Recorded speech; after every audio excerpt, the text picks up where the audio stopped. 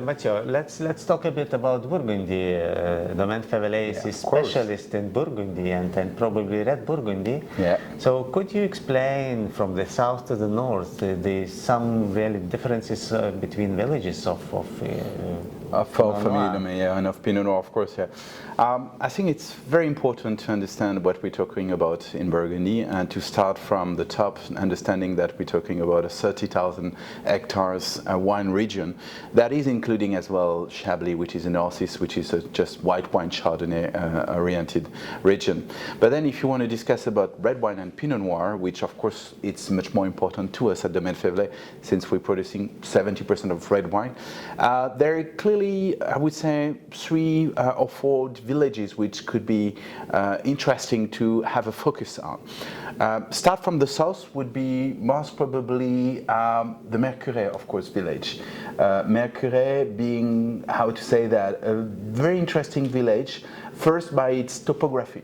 It's a village which is situated in what we call the Côte Chalonnaise, but which is a côte which is organized very differently compared to Côte de Beaune and Côte de Nuit.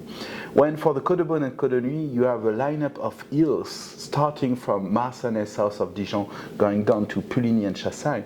Once you arrive in Côte Chalonnaise, it's just like spread around. It's just going in a much more different geographical, let's say, area, much larger as well, which offers very different perspective in terms of taste profile of the wine which is going to be produced in that particular area.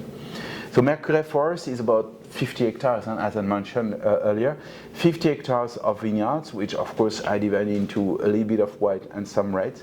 And Mercurey has this capacity, to me, extraordinary capacity of showcasing a good balance between a certain mineral and acidic structure, which is kind of, typical from the white wine from the Côte de Beaune, but with a much more, let's say, richer aromatic expression of the flavor.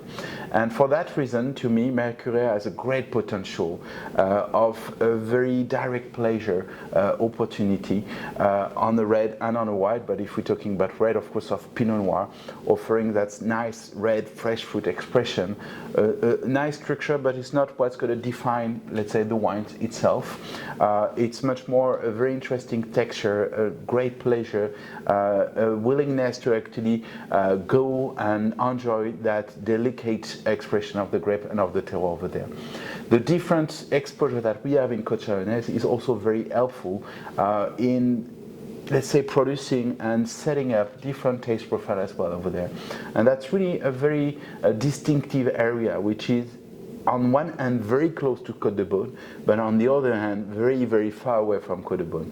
Very close geographically, but very far away in terms of style, that's for sure. So there are 3 single vineyards, and they in your portfolio and 3 monopoles. Yeah, exactly. And they are very different as we tasted. So what these differences are coming from? A very good question.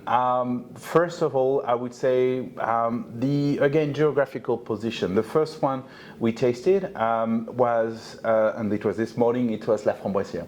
So La Framboisière is also the larger monopole that we have, a little bit more than 11 hectares, single vineyard, which is surrounded by forests. So there's kind of a protective, let's say, environment, which is just, giving a focus to that vineyard. It's an east-southeast exposure approximately, which is kind of the normal, let's say, exposure we get into the Côte de Beaune, Côte de Nuit as well. And it's really enhancing kind of that, very nice, rich fruit expression. Knowing that with 11 hectares, of course, we're going to be able to balance up different type of terroir. When you are on the top of the hill, you also, of course, going to have very different expression than what you're going to get in the bottom of the hill. And so we're balancing up all our, let's say, terroir in 11 hectares to actually create the best, let's say, wine as possible in this particular monopole. So in the forest mean that the temperature is more stable probably, and then it is a bit cooler, so you get more red fruit character? Absolutely, exactly. That's exactly what we're talking about. And especially with this east exposure, the sun is just going to be on the vineyard from early in the morning until noon, and then it's just going to disappear because it's also protected by the forest. So that's something which is very important, and that characterize the La Framboisière by a certain level of freshness, not too much mineral. It's nicely structured. It's not too light and just falling down in the mid palate at all. You have a nice structure in the mid palate, but clearly the freshness, the fruit forward aspect is clearly the signature of this particular wine. Fruit raspberry forward. Yeah. La framboise, la framboisière, of course. And Miglans?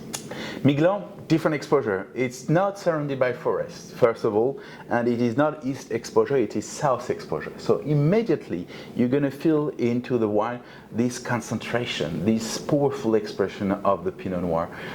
There is clearly much more dark fruit expression, which are just appearing into that wine, which is also reaching a different level of complexity.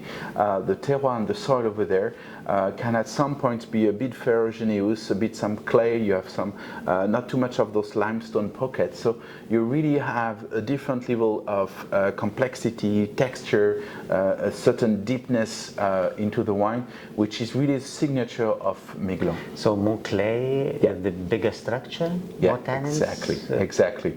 And of course, we're not going to have the same approach on the aging aspect as well with Miglan and with La Framboisière, due to the Premier Cru Village differences, but also due to the different exposure and topography that we have over there.